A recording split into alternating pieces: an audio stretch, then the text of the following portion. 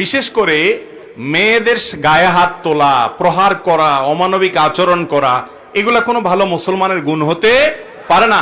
অন্যায়মূলকভাবে যদি তার উপরে এই অত্যাচার করা হয়, তাহলে সে অত্যাচারের কারণে আল্লাহর কাঠগড়ার আসামি হতে হবে, কবিরা গুনায় লিপ্ত হবে স্বামী। আল্লাহ বলেছেন ওয়াশিরুহুন্না বিল মারুফ, মেয়েদের সাথে, তোমাদের স্ত্রীদের সাথে তোমরা ভালো ব্যবহার করো। একটা হাদিস আপনারা সবসময় শুনেন, নবী করিম সাল্লাল্লাহু আলাইহি সাল্লাম বলেছেন খায়রুকুম খায়রুকুম লি আহলি ওয়া আনা খায়রুকুম লি আহলি। তোমাদের মধ্যে যে বউয়ের কাছে ভালো, সে আল্লাহর কাছেও ভালো, আসলেও ভালো। আর নবীজি সাল্লাল্লাহু আলাইহি সাল্লাম বলেছেন তার নিজের কথা, আমি আমার পরিবারের কাছে, তোমাদের মধ্যে তোমাদের পরিবারের কাছে তোমরা যত ভালো, আমি আমার ফ্যামিলির কাছে তার চাইতে ভালো।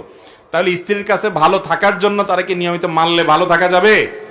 বউ বলবে ভালো, অত্যাচার করবেন, কথা কথা গালমন্দ করবেন, অবিচার করবেন, এরপর যদি বলেন যে হুজুর ওয়াজ করছে, হাদিসে নাকি আছে বউ যাকে ভালো বলে সে আসলে আল্লাহর কাছে ভালো, তুমি আমার সম্পর্কে কি বলো? স্ত্রী দেখবেন ফিক করে হেসে দিস।